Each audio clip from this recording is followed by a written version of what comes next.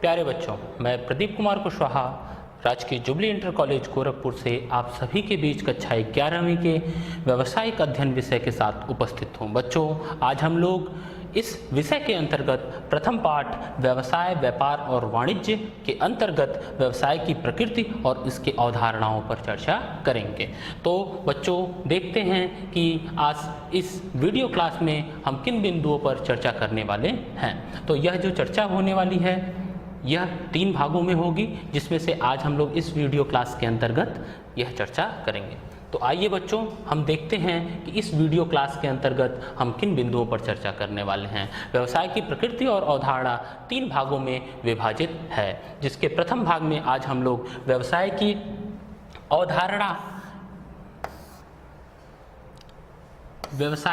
अवधारणा के बारे में पढ़ेंगे। हम इसको व्यवसाय क्या है इसको समझने का प्रयास करेंगे। साथ ही साथ यह जो व्यवसाय है वह किस तरह से हमारी मानवीय क्रियाओं से, वह कैसे हमारी आर्थिक क्रियाओं से जुड़ा हुआ है, इसको भी जानने का प्रयास करेंगे। और इन दोनों चीज़ों को समझते हुए हम व्यवसाय के अर्थ और इसकी विशेषताओं को समझने का प्रयास करेंगे। बच्चों, आज हम लोग यह भी जानेंगे कि ये जो व्यवसाय है वह पेशा और रोजगार से किस प्रकार अलग है। हम इनकी आपस में तुलना करना भी सीखेंगे।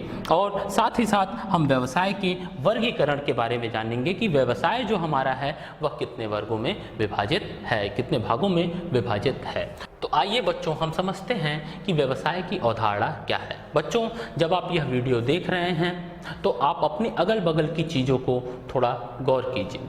जैसे आप जिस मोबाइल में या टीवी में यह वीडियो देख रहे हैं, या आपके कमरे में लगा हुआ पंखा, आपके कमरे में लगा हुआ बल्ब, आपके शरीर पे आपने जो कपड़ा पहन रखा है, वह आपके पैर में जो चप्पल है या जूते हैं, वह सभी चीज़ें कहीं ना कहीं बनाई जाती हैं। और इसको बनाने की एक प्रक्रिया होती है और आप उसे कहीं ना कहीं से खरीदते हैं और इसके बदले में आप उनको कुछ धन देते हैं। तो यह जो क्रिया है यह किसी न किसी तरह से हमारे व्यवसाय से जुड़ी हुई है। आज हम लोग उसी व्यवसाय के बारे में बात करने वाले हैं। तो व्यवसाय जो शब्द है उसकी व्युत्पत्ति व्यस्त रहने से हुई है, अर्थात व्यवसाय जो शब्द है वो कहाँ से आया हुआ है? व्यस्त रहने से आया हुआ है। व्यवसाय का अर्थ ऐसे किसी भी धंधे से है जिसमें लाभार्जन हेतु व्यक्ति विभिन्न प्रकार की क्रियाओं में नियमित रूप से संलग्न रहते हैं। मतलब व्यवसाय एक ऐसा धंधा है, एक ऐसा काम है जो लाभार्जन के उद्देश्य से, मतलब लाभ कमाने के उद्देश्य से किया जाता है और यह नियमित तौर पे यह क्रिया की जाती है।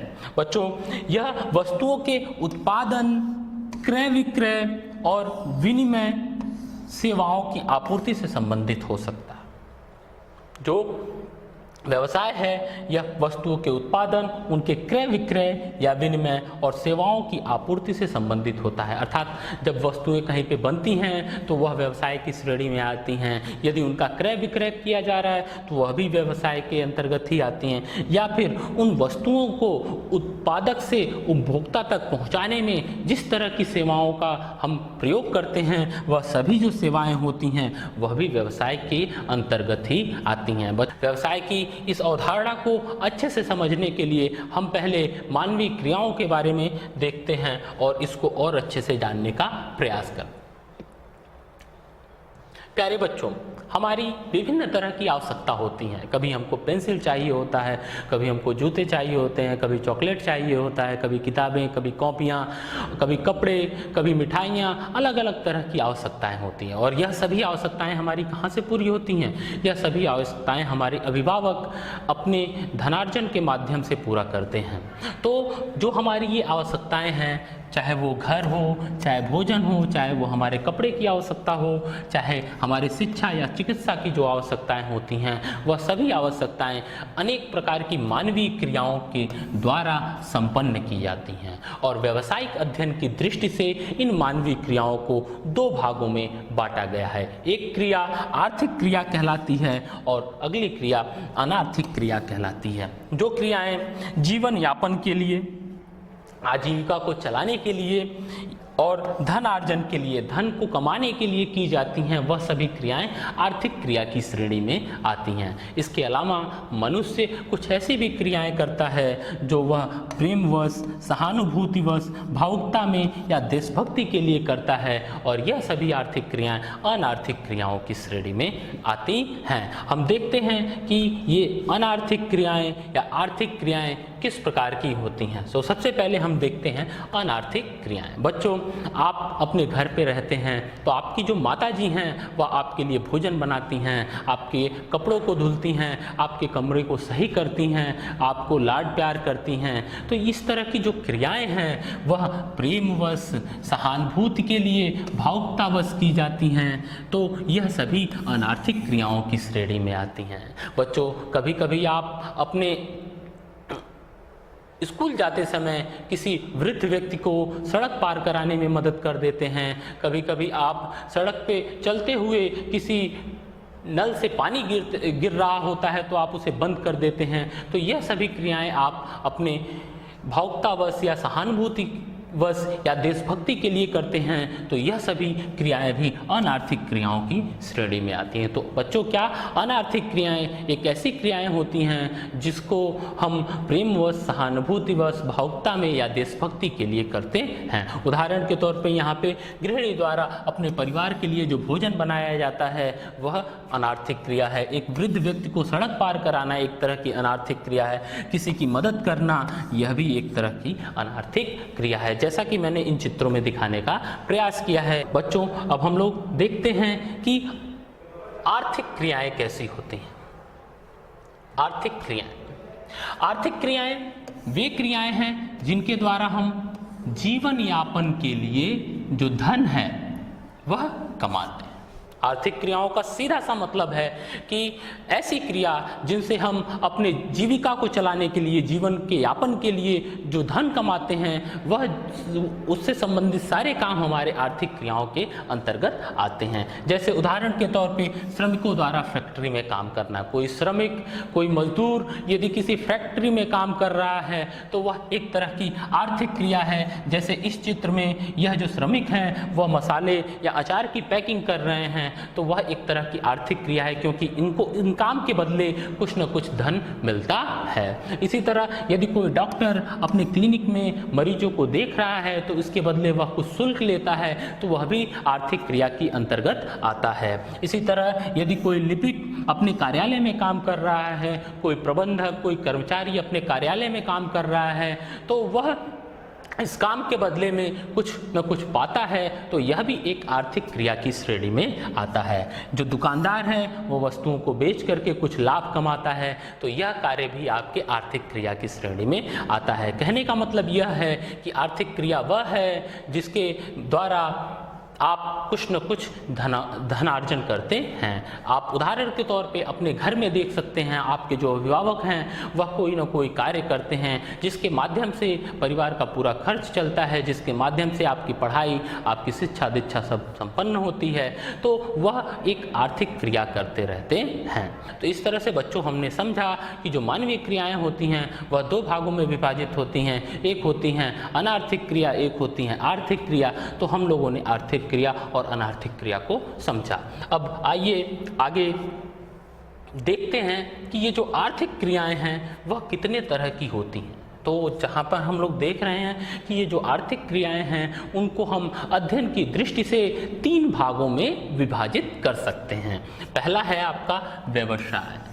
पहला क्या है? व्यवसाय, जिसके बारे में हम लोगों ने आगे पढ़ा। वह व्यवसाय यहीं से आता है। वह एक आर्थिक क्रिया है जिसमें वस्तुओं का उत्पादन किया जाता है। व्यवसाय एक आर्थिक क्रिया है जहाँ पे वस्तुएं बनाई जाती हैं, उनका निर्माण किया जाता है।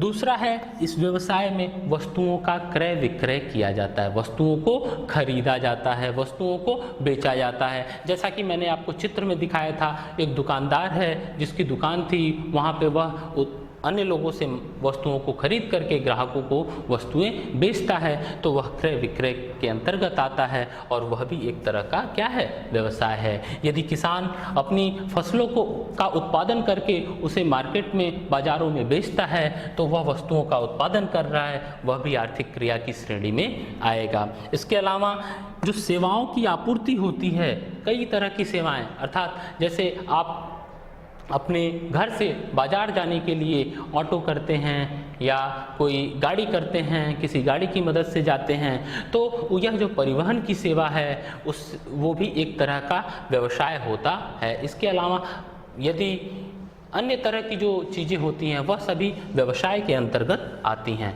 और इसका जो प्रतिफल हमें प्राप्त होता है वह लाभ होता है। व्यवसाय में हमको लाभ प्राप्त होता है।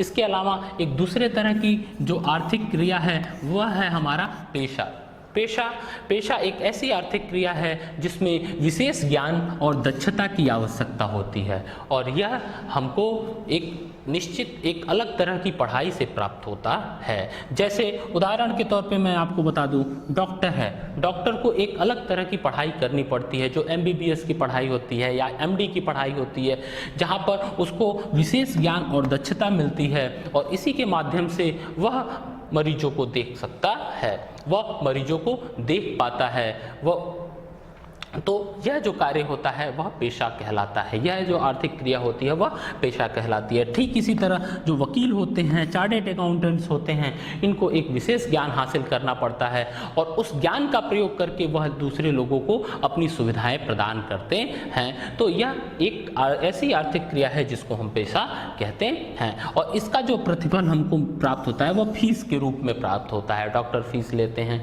या जो वकील हैं आपके मुकदमों को लड़ने के लिए फीस लेते हैं।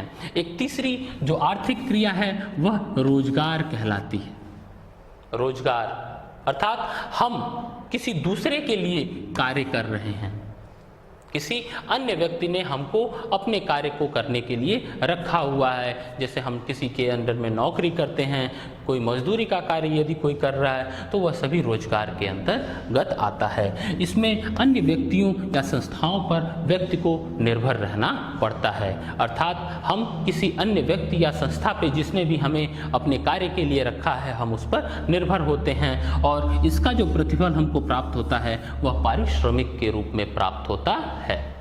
तो बच्चों, हम लोगों ने जाना कि व्यवसाय और पेशा और रोजगार या आर्थिक क्रिया के 3 भाग होते हैं। व्यवसाय जो होता है इसमें वस्तुओं का उत्पादन किया जाता है, उनका क्रय विक्रय किया जाता है और विभिन्न तरह की सेवाएं आती हैं।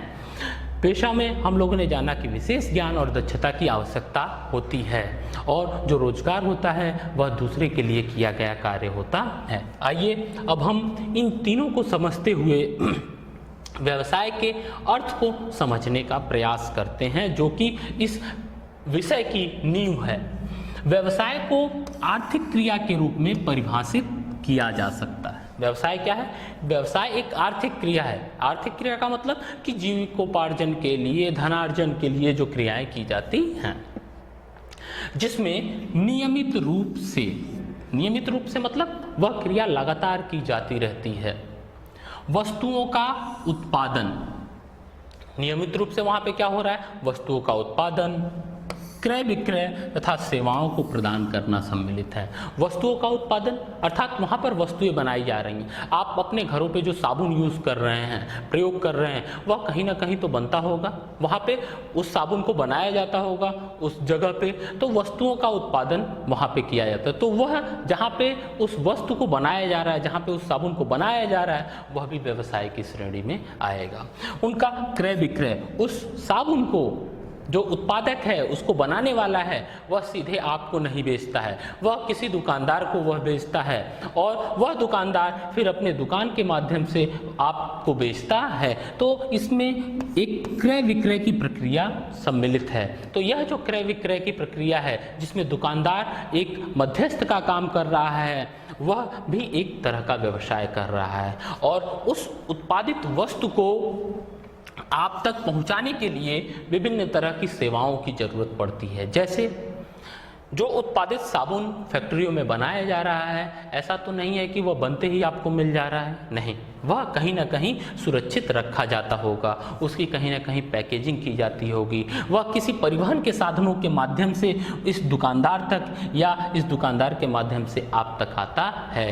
यहाँ तक कि जो व्यक्ति उस वस्तुओं का उत्पादन कर रहा है, उसको उत्पादन करने के लिए कुछ धन की आवश्यकता पड़ती होगी, तो वह बैंक के पास जाता होगा। तो अलग अलग तरह की जो सेवाएं हैं जो उस वस्तु के उत्पादन और उसके उपभोग के मध्य लग रही हैं, तो वह जो सेवाएं हैं वह भी व्यापार के अंतर्गत ही आती हैं, वह भी व्यवसाय के अंतर्गत ही आती हैं। तो इस तरह से व्यवसाय एक ऐसी आर्थिक क्रिया है जो नियमित रूप से वस्तुओं के उत्पादन, क्रय विक्रय और उनकी सेवाओं से संबंधित है।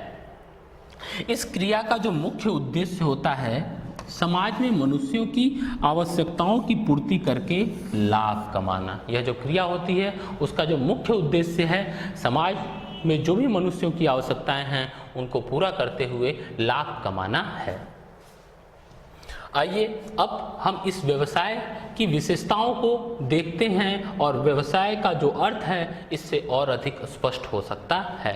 सबसे पहली इसकी जो विशेषता है कि जो व्यवसाय है वह एक आर्थिक क्रिया है। जैसा कि मैंने आपको पहले ही बताया कि व्यवसाय एक आर्थिक क्रिया है, अर्थात यदि आपने घर पर कोई वस्तु बनाई, घर पे आपने केक बनाया और उस केक को आप अपने घर के लोगों को खिला दिया आपने, तो वह किसी व्यवसाय के अंतर्गत नहीं आएगा। क्यों? क्योंकि आपने वह जो केक बनाया वह लाभार्जन के उद्देश्य से, जीविकोपार्जन के उद्देश्य से नहीं किया गया, वह कोई आर्थिक क्रिया नहीं है, तो वह व्यवसाय की श्रेणी में नहीं आता। जैसे आपके घर में आपकी माताजी हैं, माताजी भोजन बनाती हैं, ठीक, लेकिन चूंकि वह आर्थिक क्रिया नहीं है इसलिए वह व्यवसाय की श्रेणी में नहीं आता। दूसरा है आपका लाभार्जन। लाभार्जन का मतलब क्या है? लाभार्जन मतलब कि कोई भी व्यवसाय तभी कहा जाएगा जब वह लाभ कमाने के उद्देश्य से किया जाए। उदाहरण के तौर पे एक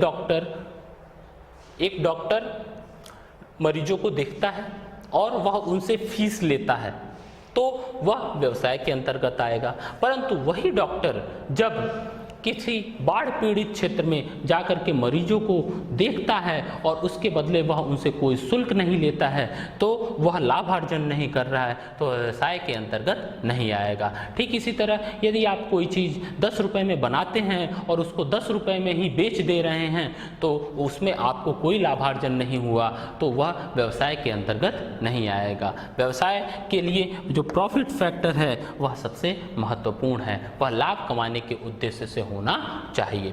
अगली जो विशेषता है व्यवसाय की वह यह है कि वस्तुओं और सेवाओं का उत्पादन या प्राप्ति। व्यवसाय में वस्तुओं और सेवाओं का या तो आप उत्पादन करें या फिर उसको कहीं से क्रय करके आप उसको बेचें। अर्थात जो व्यवसाय होता है उसमें या तो उत्पादन होगा या उसकी प्राप्ति होगी, अर्थात आप उसे कहीं ना कहीं से क्रय करेंगे। कहने का मतलब है यदि आप किसी टूथपेस्ट का व्यवसाय करना चाहते हैं तो आपके पास 2 विकल्प है, या तो आप उस टूथपेस्ट या का उत्पादन करें, आप एक फैक्ट्री लगाएं या एक उद्योग लगाएं जहां पर आप टूथपेस्ट बनाने का काम करते हैं, या एक अन्य उपाय यह हो सकता है कि आप किसी उत्पादक से उन वस्तुओं को खरीदें और उसको बेच करके लाभ कमाएं। अगली आपकी जो व्यवसाय की विशेषता है वह है अनिश्चित प्रतिफल, अर्थात व्यवसाय में आपका जो प्रतिफल है वह अनिश्चित होता है, वह निश्चित नहीं हो सकता है।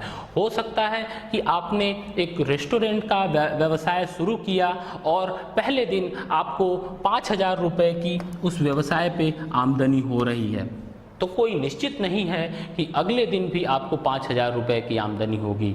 यह भी हो सकता है कि अगले दिन आपको 7,000 रुपये की आमदनी हो, या यह भी हो सकता है कि अगले दिन आपको 4,000 रुपये की ही आमदनी हो। तो इसमें अनिश्चितता सदैव बरकरार रहती है। तो इसलिए जो व्यवसाय होता है उसमें जो उसका प्रतिफल होता है वह अनिश्चित होता है, वह अधिक भी हो सकता है, वह कम भी हो सकता है, वह अच्छा भी हो सकता है और हमारे लिए खराब भी हो सकता है। अगली जो इसकी विशेषता है व्यवसाय की वह है वस्तुओं और सेवाओं का विक्रय और विनिमय। कहने का मतलब ये है कि यदि आप किसी वस्तु का निर्माण कर रहे हैं, जैसे मान लिया कि आप जूतों का निर्माण कर रहे हैं, जूते बना रहे हैं, तो ये जो जूते यदि आप बना रहे हैं और उसका विक्रय या विनिमय नहीं कर रहे हैं, उनको बेच नहीं रहे हैं, तो वह व्यवसाय की प्रक्रिया के अंतर्गत नहीं आएगा। अर्थात व्यवसाय तभी पूरा होगा जब उन वस्तुओं का उत्पादन करने के बाद या उनको खरीदने के बाद आप उनका विक्रय करते हैं। अगली जो विशेषता है व्यवसाय की वह है जोखिम। यह जो जोखिम है, जोखिम का अर्थ ये कि व्यवसाय में हानि होने की संभावना लगातार बनी रहती है। कहने का मतलब ये है कि व्यवसाय में चूंकि अनिश्चितता होती है, इसलिए इसकी वजह से जोखिम बना रहता है।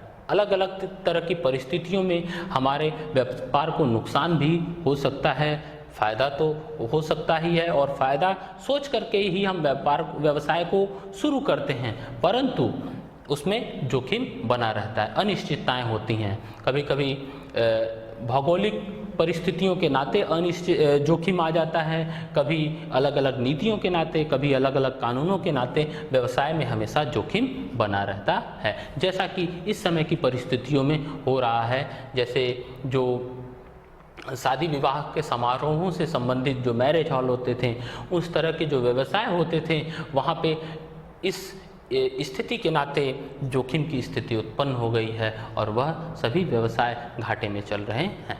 ठीक इसी तरह जो व्यवसाय होता है उसकी एक और महत्वपूर्ण विशेषता होती है, वह होती है कि वह व्यवसाय नियमित होना चाहिए। कहने का मतलब ये कि एक दिन आपका जो मोबाइल है वह मोबाइल आप उसे बेचना चाहते हैं, आपने वह मोबाइल बेच दिया तो वह व्यवसाय की श्रेणी में नहीं आएगा, परंतु आप यही काम करते हैं, अर्थात वस्तुओं को मोबाइलों को खरीदते हैं और उनको बेचते हैं, तो इस तरह से आप यदि वह कार्य नियमित रूप से कर रहे हैं तो वह व्यवसाय के अंतर्गत आएगा। तो इस तरह से हम लोगों ने व्यवसाय की विशेषताओं के बारे में जाना कि व्यवसाय एक तरह की आर्थिक क्रिया है, यह लाभार्जन के उद्देश्य से की जाती हैं, इसमें वस्तुओं और सेवाओं का उत्पादन या प्राप्ति की जाती है, इसका जो प्रतिफल होता है वह अनिश्चित होता है। साथ ही साथ इसमें जो वस्तुएं और सेवाएं होती हैं वह विक्रय करने के उद्देश्य से या उसका विनिमय करने के उद्देश्य से की जाती हैं। इसमें जोखिम हमेशा बरकरार रहता है और यह नियमित तौर पे की जाती हैं।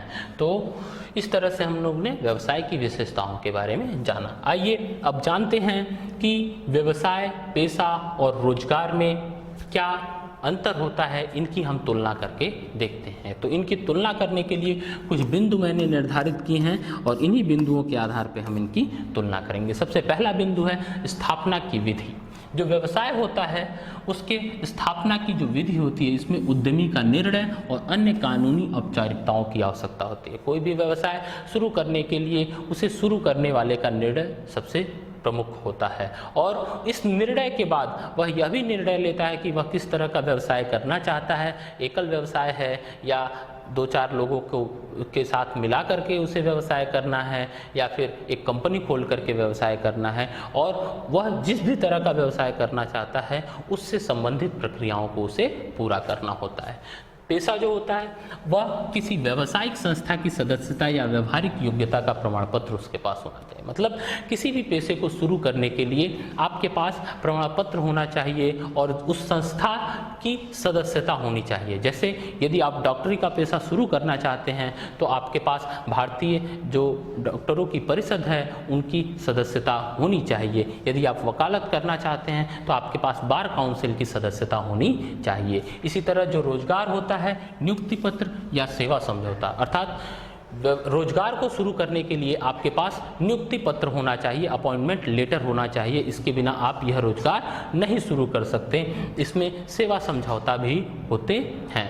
तो इस तरह से व्यवसाय, पेशा और रोजगार अलग अलग होते हैं। अगला है कार्य की प्रकृति। कार्य की जो प्रकृति है इसमें जनता की वस्तुओं तथा सेवाओं की सुलभता रहती है, अर्थात इसमें वस्तुओं को जो है बनाया जाता है, उनकी सेवाओं को उपलब्ध कराया जाता है।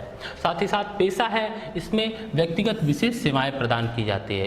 इसके अंतर्गत कोई भी जो पेशावर है, चाहे वो डॉक्टर है या वकील है, वह अपनी विशेष ज्ञान या योग्यता या अपनी दक्षता से सेवाएं प्रदान करता है। साथ ही साथ जो रोजगार है उसमें सेवा समझौता या सेवा नियमों के अनुसार व्यक्ति को कार्य करना पड़ता है। जो भी व्यक्ति नौकरी करता है वह अपनी जो सेवा समझौता है, उसकी नियुक्ति के जो नियम हैं या जो उसका मालिक है उसके कहे के अनुसार उसको कार्य करना पड़ता है। तीसरा जो बिंदु है हमारे अंतर का, वह है योग्यता। योग्यता में किसी न्यूनतम योग्यता की आवश्यकता नहीं होती, अर्थात किसी व्यवसाय को शुरू करने के लिए किसी न्यूनतम योग्यता की आवश्यकता नहीं होती। एक कम पढ़ा लिखा व्यक्ति भी यदि सक्षम है तो व्यवसाय को शुरू कर सकता है। इसी तरह जो पेशा है उसमें विशेष क्षेत्र में प्रशिक्षण और योग्यता अति आवश्यक होती है। किसी भी व्यक्ति को यदि पेशा शुरू करना है तो वह जिस भी पेशे में जाना चाहता है उसके लिए उसे एक विशेष प्रशिक्षण या योग्यता की आवश्यकता होती है। साथ ही साथ रोजगार में नियोक्ता द्वारा निर्धारित योग्यता और प्रशिक्षण चाहिए। यदि आप रोजगार करना चाहते हैं तो आपको जो आपका नियोक्ता है, आपका जो मालिक है, उसने जो योग्यता निर्धारित की है वह आपके पास होनी चाहिए। इसी तरह प्रतिफल, अर्थात व्यवसाय में जो प्रतिफल प्राप्त होता है वह आप लाभ का अर्जन करते हैं, लाभ कमाते हैं, जबकि पेशा में यही प्रतिफल फीस के रूप में आपको प्राप्त होता है, चाहे वह डॉक्टर की फीस हो, चाहे वकील की फीस हो। और रोजगार में यह चीज़ वेतन और मजदूरी के रूप में आपको प्राप्त होती है। पूंजी निवेश, व्यवसाय यदि शुरू कर रहे हैं तो व्यवसाय की प्रकृति और आकार के अनुसार आपको पूंजी की आवश्यकता पड़ती है। आप यदि व्यवसाय शुरू कर रहे हैं, छोटे आकार का व्यवसाय है तो आपको कम पूंजी की आवश्यकता पड़ेगी, बड़ा व्यवसाय है तो अधिक पूंजी की आवश्यकता पड़ सकती है। जबकि पेशे में सीमित पूंजी में आपका कार्य हो सकता है और रोजगार में आपको पूंजी की आवश्यकता नहीं होती है। ठीक इसी तरह जोखिम है आपका, जो जोखिम है इसमें लाभ अनिश्चित और अनियमित जोखिम, अर्थात व्यवसाय में हम लोगों ने उसकी विशेषताओं में पढ़ा कि इसमें जोखिम बहुत अधिक होता है। इसमें फीस नियमित होता है जिसकी वजह से कुछ जोखिम होता है, अर्थात आपका जो व्यवसाय पेशा है उसमें जोखिम की मात्रा व्यवसाय की अपेक्षा थोड़ी कम होती है। और रोजगार में नियमित वेतन और निश्चित वेतन आने की वजह से जोखिम नहीं होता है। हित हस्तांतरण, व्यवसाय में कुछ औपचारिकताओं के साथ हित हस्तांतरण संभव है। व्यवसाय में आप अपने हित को, अपने लाभ को आप किसी अन्य व्यक्ति को प्रदान कर सकते हैं, अपने हित का हस्तांतरण कर सकते हैं। परंतु जो पेशा है इसमें चूंकि विशेष ज्ञान और दक्षता की जरूरत होती है, इसलिए आप इसे हस्तांतरित नहीं कर सकते हैं। और रोजगार में भी यह संभव नहीं होता है, क्योंकि नियोक्ता ने आपको उस कार्य के लिए चुना है तो आप किसी अन्य व्यक्ति को अपने हित का हस्तांतरण नहीं कर सकते। आचार संहिता, आचार संहिता मतलब नियम, कार्य करने के जो तरीके होते हैं। तो व्यवसाय में कोई आचार संहिता निर्धारित नहीं होती है। सामान्यतः एक सामान्य तौर पे हम व्यवसाय कर सकते हैं, लेकिन जो पेशा होता है वह अनेक संस्थाओं के द्वारा, जो भी जिसकी सदस्यता आप ग्रहण करते हैं उनके द्वारा एक आचार संहिता बनाई जाती है और हर पेशावर व्यक्ति को उसका पालन करना पड़ता है। और रोजगार में व्यवहार के लिए जो नियोक्ता ने कुछ नियम बना रखे हैं उसका पालन करना हर एक कर्मचारी के लिए जरूरी होता है। तो इस तरह से हम लोगों ने जाना कि जो व्यवसाय है, पेशा है और रोजगार है, इसमें किस तरह से अंतर होता है। अब हम व्यावसायिक क्रियाओं के वर्गीकरण के बारे में जानते हैं कि जो व्यावसायिक क्रियाएं हैं वह दो भागों में हम इन व्यावसायिक क्रियाओं को विभाजित कर सकते हैं। एक होती है इंडस्ट्री या उद्योग, जहाँ पर वस्तुओं का उत्पादन होता है, और दूसरा होता है आपका वाणिज्य, जहाँ पर वस्तुओं का क्रय विक्रय और उनसे संबंधित सेवाओं का आदान प्रदान होता है। बच्चों, इन दोनों के बारे में, इनके वर्गीकरण के बारे में हम अगली क्लास में पढ़ेंगे और वहाँ पे जानेंगे कि उद्योग क्या होता है, कितने तरह के होते हैं, वाणिज्य क्या होता है और कितने तरह के होते हैं। तो आइए बच्चों देखते हैं कि इस वीडियो क्लास में हमने क्या सीखा। हमने सीखा कि हमारी जो आवश्यकताएं होती हैं उनकी पूर्ति के लिए मनुष्य अनेक प्रकार की मानवीय क्रियाएं करता है और इन मानवीय क्रियाओं को हम आर्थिक ये जो मानवीय क्रियाएं होती हैं उसमें जो आर्थिक क्रियाएं होती हैं वह 3 प्रकार की होती हैं। एक होता है व्यवसाय, जिसमें वस्तुओं का उत्पादन, उनका क्रय विक्रय और उससे संबंधित सेवाओं होती हैं। अगली एक आर्थिक क्रिया होती है आपका पेशा, जिसमें विशेष ज्ञान और दक्षता की आवश्यकता होती है। और एक अन्य तरह की जो आर्थिक क्रिया होती है जो रोजगार होता है, यह दूसरों के लिए कार्य किया जाता है जिसके बदले में हमको प्रतिफल प्राप्त होता है। तो यह सारी चीज़ें हम लोगों ने सीखी। बच्चों, अगली वीडियो क्लास में हम जानेंगे कि ये जो व्यवसाय होता है कितने भागों में विभाजित है, वह उद्योग और वाणिज्य में विभाजित है, और वह उद्योग कितने अलग अलग वर्गों में विभाजित है और वाणिज्य किस में विभाजित है। आइए बच्चों, अब हम लोग गृह कार्य नोट कर लेते हैं जो कि आपको करना है। इसमें पहला है व्यवसाय को आर्थिक क्रिया क्यों समझा जाता है। इसके लिए आवश्यक जो तर्क हैं वह आपको लिखने होंगे, और व्यवसाय की तुलना आपको पेशा और रोजगार से करनी है। तो इस तरह से आप गृह कार्य करेंगे। धन्यवाद।